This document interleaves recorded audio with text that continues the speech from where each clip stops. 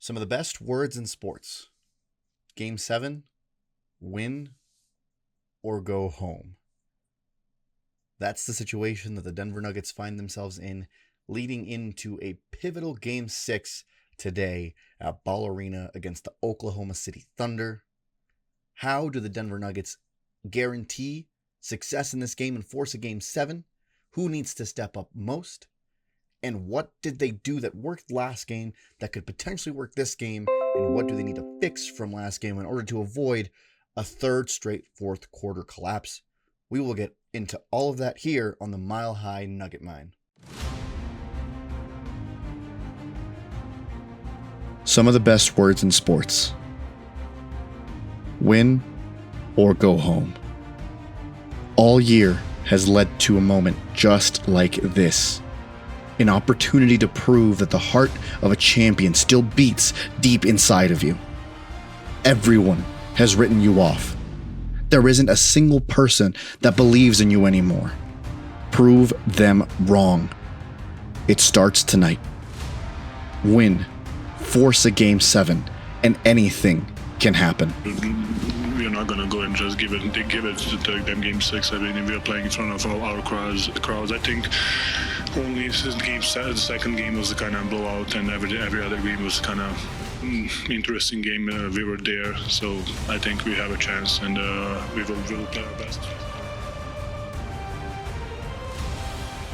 Do you still believe?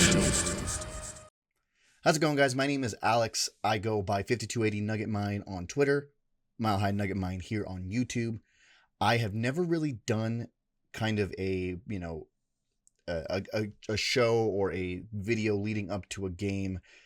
Analysis isn't really my favorite thing to do. I'm more of a story, I like to give people stories in games. I think that's more my speed.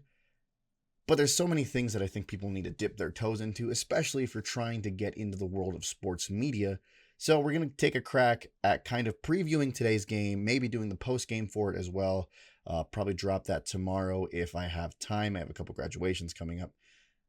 And I know some people are like, why are you doing this Game 6? Why didn't you do this earlier? Well, I'm a broke boy and I did not have enough money to afford a good setup to do it prior. I'm not saying the setup's amazing, but it's better than nothing. So with my fancy spiel out of the way, to caveat that this could be really bad. I don't really know what I'm doing, but I'm just doing it to have fun. I feel the need to get all of that out of the way first. That being said, let's dive in, or as I love to say, let's dig in. What's up, guys? Coming at you retroactively. I know the video started, but God forbid I thought nothing would happen between when I recorded the video and now. Jamal Murray got placed on the injured list as questionable due to illness. I won't touch up on it too long just because I don't think it's going to matter too much. Jamal Murray's a warrior. He'll play through this anyway. I do mention in the video that I believe that the others are going to have to step up. I believe that even more now with this Jamal Murray illness. He'll be a little bit slower on the defensive end. I think it'll be a little harder for him to dribble and kind of apply the pressure the two-man game applies the way that it normally does. But at the end of the day, sick or not, Jamal Murray will play through this. He will, for all we know, have a flu game. Not out of the realm of possibility, but it is something that I think I needed to at least mention since the video was pre-recorded. It would be awkward if there just was no mention of a pretty big news like this at some point in the video. All right, let's get back to the video. So Game 6 is shaping up to be a game where I think Denver is going to try to do exactly what they did Game 5 in terms of getting in the paint a little earlier and setting better screens for each other. I just think you're trying now to manage the minutes that you're giving your players and also finding a good balance between what's working and what's not working, depending more so on lineups that are on the floor. I think a lot of people, rightfully so, are pointing at Michael Porter Jr. right now as someone that really needs to step up in this game, given that his past two games and arguably every game in the series except for one has been a bit of a problem, a bit of a stinker every single night. Look, I know he's playing with one shoulder. I know that he's playing hurt. a lot of people are playing hurt. I saw somewhere that Nikola Jokic has a messed up elbow and probably has a whole bunch of other injuries that are derailing him as well. Gordon will always have a calf strain. People have said it before. It doesn't matter how good you feel, your calf at some point is just going to hurt.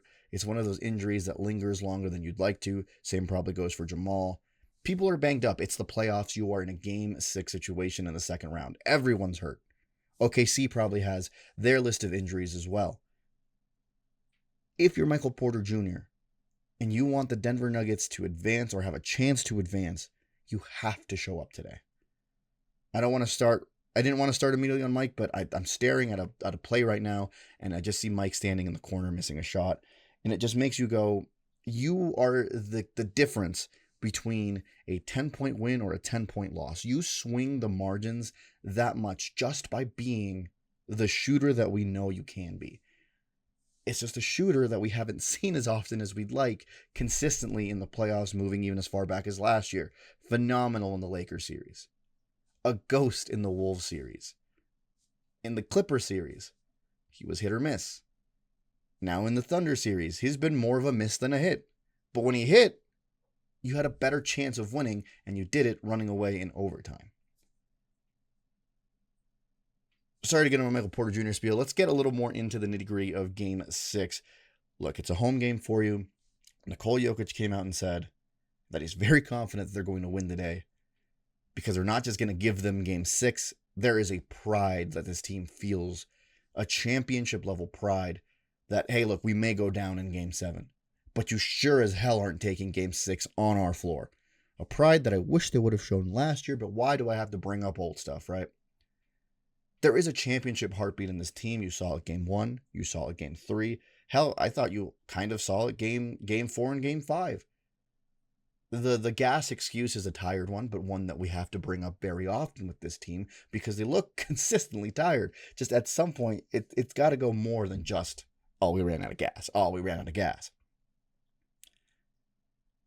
Game 6 will probably also feature a very focused SGA, I think, after what Nikola Jokic did the game prior, and the potential of him getting MVP Game 7 on Sunday. Look at the NBA here. Tinfoil hat on. Game 7 is probably going to happen now because you want to give the MVP to Shai Gilgeous-Alexander in OKC. I think SGA is going to come out very focused. I think you are watching this young Thunder team mature and realize what it takes to win NBA playoff games. Tight ones specifically. The ones that Denver is oh so good in. Traditionally, like probably the best team to close out the last 2 minutes of a ball game. Execution probably hasn't been as good the past couple of games, but I don't think it's as much a Denver isn't executing the way that they need to, so much as it is OKC's defense has just been phenomenal. The two-man game, the way that they've been guarding it is some of the best ways that I've seen it guarded. I love the actions that they run to make sure that even if someone gets beat on a screen, the next person is then challenging the next pass. So the next pass is almost impossible for Jamal to get it back to Nikola or Nikola to get it back to Jamal. And sometimes it even feels like they're baiting Nikola to get into the paint because they know that they can collapse because they don't have to guard anybody on the perimeter.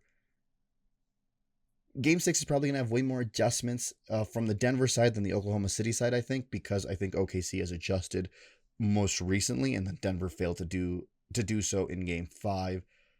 We talk about it all the time. People talk about it all the time. The NBA playoffs is, can you counter my counter? Do you have a counter to the counter to the counter to the counter? And then the team that runs out of counters is the team that ultimately ends up losing.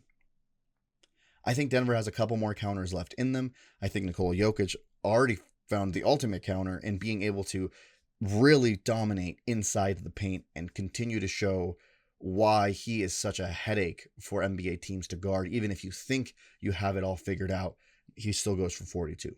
I guarantee you OKC coming into Game 5, we're thinking, hey, we've done such a good job on him.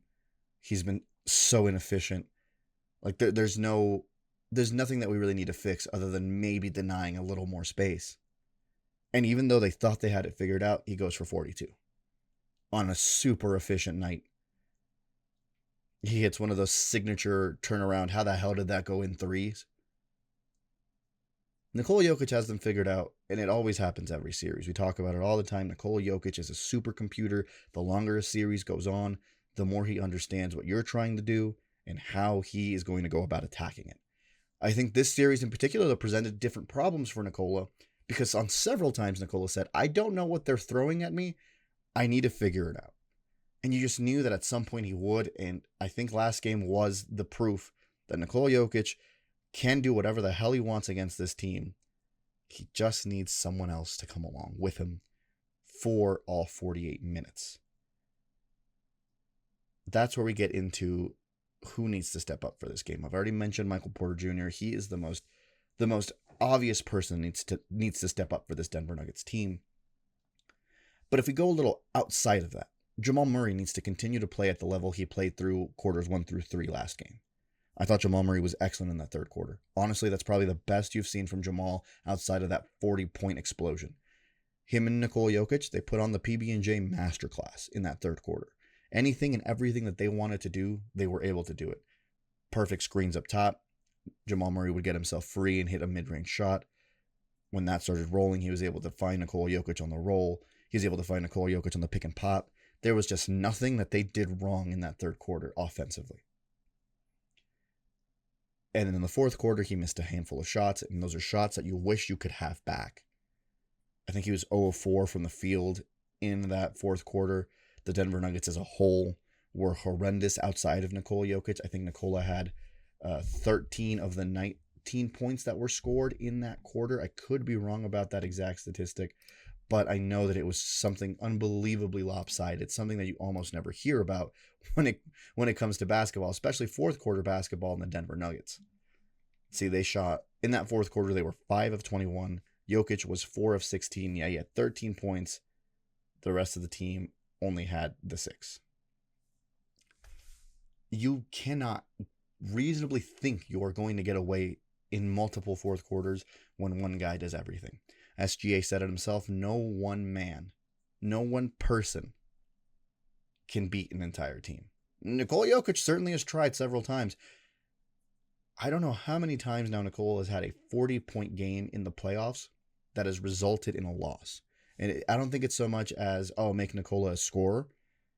Because Nikola did have a lot of really good passes out to wide open players. Aaron Gordon, 0 of 3. Michael Porter Jr., 0 of 3. This is in the fourth quarter. Jamal, 1 of 6. And the one that he got was like a concession layup in the last 20 seconds of the game. Everyone not named Nikola Jokic needs to step up. A focus on Michael Porter Jr., a focus on Jamal Murray. I think Aaron Gordon had a really weird game last game. He's been pretty good for you just about this entire series. I honestly would go as far as to say he's been the MVP of this particular series. But you need him to stay at the level of about a 17, 20 point per night scorer as he'd kind of been prior. The big one that I'm going to look at is Russell Westbrook. Your bench minutes are going to mean even more in this game because if you are trying to force a game 7, you want to try to levy the minutes from a Jamal Murray, from a Michael Porter Jr. These are players that you want to make sure get plenty of rest moving forward because that game 7 is going to be another one of those annoying dogfights. And I don't know if we have the exact time on it yet, but I'd be willing to venture that it's going to be a very early game, the folly of the Denver Nuggets. Yeah, here it is. The Nuggets, if they do force a game 7, if necessary, May 18th at 1:30 p.m. Mountain Time in OKC. Historically, we all know that the Denver Nuggets cannot play on short rest like that. So it is imperative that Russell Westbrook comes out and provides you great minutes. Provides you great minutes in several different spots throughout this game. Not just a random Russell Westbrook quarter that goes well. You need multiple great efforts the entire way through. I would love to see Westbrook kind of float within that, let's call it 22 to 23 minute range. Hell, if he gets 25 because Michael Porter Jr. doesn't have it figured out, I wouldn't hate that either. I'm just trying to find minutes to let Jamal Murray rest. Minutes to let some of the other guys get a little more time off. Peyton Watson, of course, falls in the same umbrella. I actually thought Peyton Watson was a standout player off of our bench last game. His minutes were great. He was only a -3 on a night where I thought he was just super, super energetic in multiple areas. When you are out there, you need to if you're not making shots, you need to make an impact some way. I thought his defense was good. I thought his rebounding was phenomenal. If we put that in a tier list, that was an S tier rebounding performance off the bench. He had 8 rebounds that night, 3 of them offensive rebounds, and I can remember almost all of them because he hustled every single time, snatching the ball out of people's hands. That's the type of effort you need in a game 6 and in a potential game 7. I just think his biggest issue, I think he had 2 fouls super early. He had a really, really rough whistle, one of those like, all right, young kid, like, even if you're showing your hands, we're still going to blow the whistle kind of nights. So maybe trying to stay out of foul trouble is the one thing that I'd want from Peyton tonight. He had 15 minutes, but a lot of those minutes were kind of desynced just given the fact that he got so many fouls at once. And now you're kind of like, oh gosh, do we keep him in? Do we keep him out? Julian Strother, I'm not going to really look at him and say I need something big from you. Look, if he gets minutes, I need him to hit a 3. If he's able to do that, that's fantastic. I thought he played great defense last game, given how much of a defensive liability we all know he can be. So when we look at the others, I'm looking at Michael Porter Jr., I'm looking at Jamal Murray, I'm looking at Russell Westbrook. Those are 3 players that I need to walk alongside Nikola Jokic, or just to kind of show up in general, I guess. Look, put your pride on the line, man. This is game 6 in your building. The last winner-go-home game that you had, okay, last year, because you had a winner-go-home game, game 7 against the Clippers, but that was a different series. You blew them out of the water. The series before that against the Timberwolves, you did not show championship-level pride. You let a 20-point lead slip. I need championship-level pride in this Game 6. We are not losing on our home floor. Look, if we're going to go out, we're going out swinging. That's what I want to see. All right, let's talk about what worked and what didn't work in that Game 6. I thought in that Game 6, the ability for the Denver Nuggets to get in the paint was better than what we had seen prior from the Denver Nuggets in just about every single game. I think points in the paint was a battle that was won very heavily by the Oklahoma City Thunder for most of the games, maybe save Game 1, maybe save Game 3. But that's one of those battles that Denver should be winning more often than not. It's just one of those things where Oklahoma City has been the more physically imposing team throughout most of the series. And I've said this to a whole bunch of different friends. I've probably said it on Twitter a couple times. The team that is more physical, the team that kind of says this is the level that we're playing at first, is the team that's going to go and win this game. That's just how it's felt every single game at this point.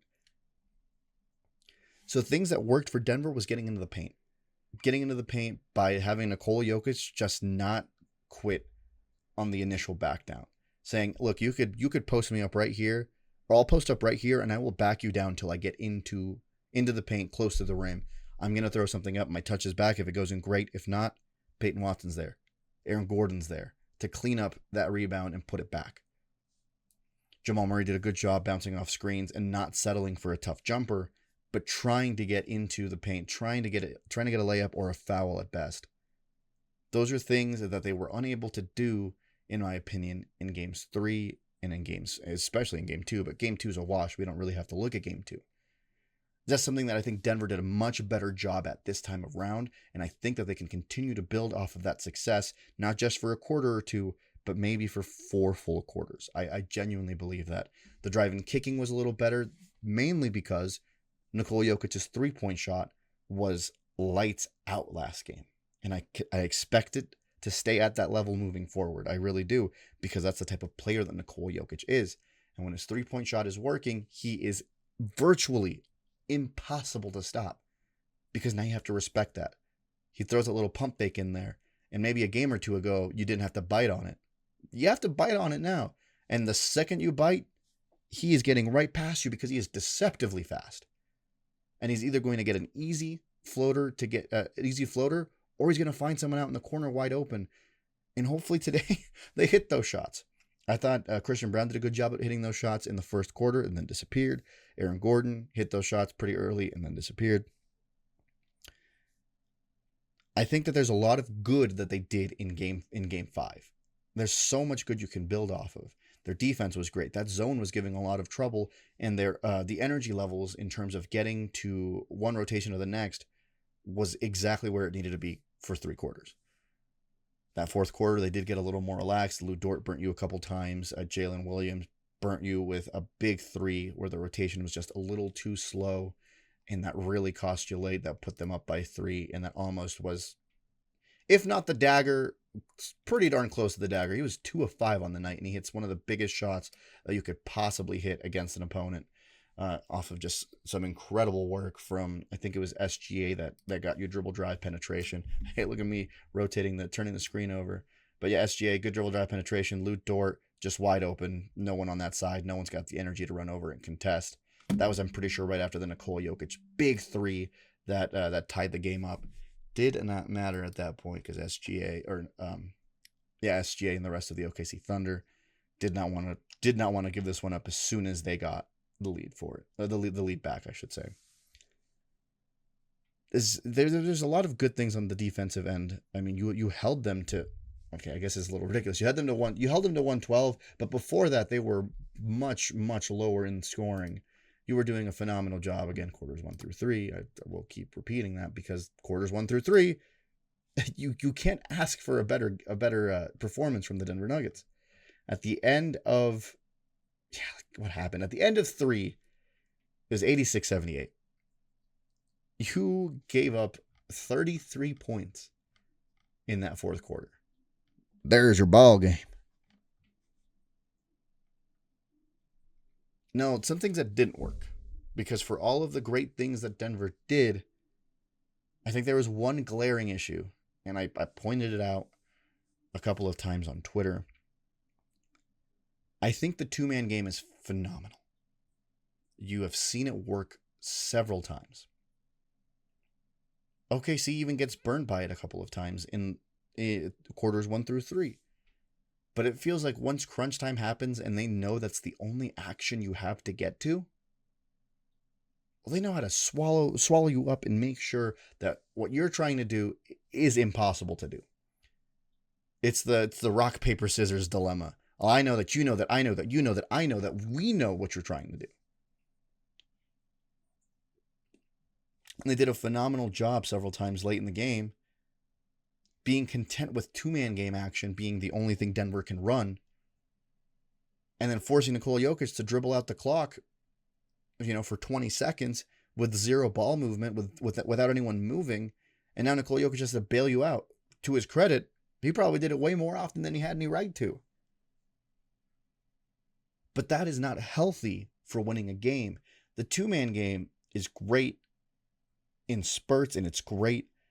It's a great play to go to maybe when there's when it's the last possession of a game. Not from 10 minutes in the fourth quarter onward is two-man game the right thing to do. And then they tried to look for other players later, but by that point, everyone's out of a rhythm.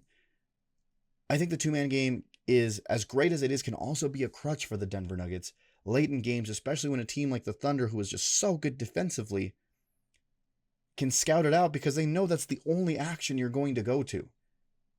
I think David Adelman's done a great job, but he is falling into the same pit trap that Malone fell into, and that's, it's okay, we have two-man game. It's okay, the two-man game will carry.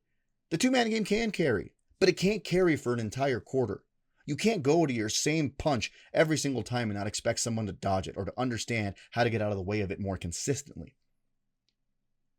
That was the biggest problem, in my opinion, is your crunch time execution was so good in Game 3 that you thought that you could do the same thing in Game 4 and they would have no answer to it. They had an answer to a Game 4. What made you think that in Game 5 they wouldn't use the exact same methods or the exact same tactics? They did, and they suffocated you, and they forced you to play the way that they wanted you to play, and it resulted in a loss. Moving forward, I think it's better to try to involve more people in the fourth quarter, even if they're missing shots. Just the threat of movement, the threat of something different coming their way, probably means more than just setting up in the Nikola Jokic Jamal Murray two-man game. I know I praised it earlier because it was great in that third quarter. And then you try to do it again and again and again, and it just stopped working. And when the well runs dry, you got to go somewhere else. And that is an issue for sure of the way that the roster is constructed, because I don't fault Nikola Jokic or Jamal Murray for saying we don't have anything else. But you got to look and you got to try. That's what I'm trying to get at. I think in these situations as well, you put Aaron Gordon the dunker because that is tried and true. I think with the way he's been shooting the three, he's probably the one that you want out in the perimeter. And you may want someone like a Michael Porter Jr. to kind of maybe not float in the dunker, but kind of space it a little more on the interior. It's weird. Maybe you put Christian Brown. I just don't think AG should be in the dunker 24/7 when you're running two-man game, because he's probably the better floor spacer right now. Who are you going to give more? Who are you going to give more leeway to? Michael Porter Jr., who's missing all of his shots, or Aaron Gordon, who's burnt you several times from the three-point line? I know that's oversimplifying things. I am not a coach. I know that. But when your two-man game has your best three-point shooter staying in the same spot, allowing the defense to kind of just sit in the same spots, the same result's going to happen. Definition of insanity, right? I think this game is going to have a different tone late, especially if it's tight, and I think it will be tight because that is just the way that Denver and OKC are playing each other. That blowout was such an outlier in this series. That blowout also feels like something that was bound to happen. I said it a lot to people. I thought what happened game 2 was what was going to happen game 1. It just also happened. It just happened that you punched them in the face, pissed them off, and in game 2 they gave you the ass whooping they were probably going to give you game 1. That's fine. It's the sting from games 4 and games 5 where you had all of the ability in the world to slam the door shut on this young Oklahoma City Thunder team, and instead you gave them life late in 2 different fourth quarters, and now you're staring down the barrel of a 3-2 series, win or go home. It's that simple. I think everyone will leave it out on the floor tonight. I'll talk about some predictions. I know I have game props up there. I don't really want to look at them because then I'll be tempted to bet. I might still do it anyway, just because I think if I'm going to put a rundown there, I might as well do my due diligence and follow it, right? But before I get into some predictions, I guess let's look at some game props. I will do it. Let's get into DraftKings. That's the one that I typically use for all of my sports books. Tonight's one of those nights where I think you're going to look at Nikola Jokic from the three-point line, and you're going to look at him very, very handsomely. I think if you're looking at like 2.5, you might even want to take those odds. I think those odds are phenomenal. Let's get right into the NBA ones. The line sits at the Thunder are favored -4.5 on the road against the Denver Nuggets. They are plus 150 on the money line for Denver. So Vegas seems to think that OKC is going to get the job done tonight. I disagree. I actually love that money line for Denver. I don't think I love the spread as much. Plus 4.5. I say that out loud, and then I look at it and I go, actually, no, that's because if they're going to win it, they're going to win it by like 3. So no matter what, they'll cover. I think you look at the money line. The money line's plus money. Money line feels fantastic tonight. I guess I can switch scenes. Bang. So yeah, plus 150 for Denver. I like that a lot tonight. I think this is a night where Denver comes out and gets the job done. Player points. Let's go to the over-unders. Shai Gilgeous-Alexander sitting at 30.5. Nikola Jokic sitting at 28.5. It's a night for the big fella. I think you take Nikola Jokic. You ride his hand in every single solo bet, and if you're going to parlay it, put Nikola Jokic in your parlays. I like Nikola Jokic over 28.5. And I think this is another one of those games where Russell Westbrook is he's at home. Those shots that he missed, he's going to hit. I like his over at 9.5. I think you take that as well. Player threes is where it gets scary because the Denver Nuggets are phenomenal but having some really, really cold nights. I think you look at Aaron Gordon over 1.5. I think he hits 2 big ones tonight. Alex Caruso's been an assassin from the three-point line. Over 1.5, I probably would take that one as well. Those are 2 3-point bets that you want to look at a little handsomely. Michael Porter Jr., my sweet, sweet child. I think as like a solo bet, I would take like Michael Porter Jr. 3 threes. Just let that ride and pray that he shows up tonight plus 205. Not saying take it. Not going to say take it for any of these. I'm just giving some advice and things that I like tonight. Player rebounds, you You'd be a fool not to go with Nikola Jokic over 13.5. That almost feels like a lock every single game. Christian Brown's been hit or miss with his rebounding, but can be pretty good. I think that you see another strong effort in showing from Peyton Watson, who isn't showing up on this list here. But if Peyton Watson gets added later, there he is. Peyton Watson plus, so 3 plus 3s, or I should say rebounds. I like his rebounding. I think last game showed exactly the energy that he needs to be at. He's the type of player that once he knows the level he should be at, kind of stays there. So I like Peyton Watson to get 4 or 5 rebounds tonight. Really good money on that as well. Great action. Good solo bets if you feel like going that way. All right, assists have been brutal just because you need shots to go in. Jokic over 8.5. I can see him getting up to 9 tonight, but I can also see him just staying at 8. I'd probably lean a little more towards that under 8.5. I think tonight's going to be one of those nights where you see a Nikola Jokic takeover with a couple of assists sprinkled in here and there.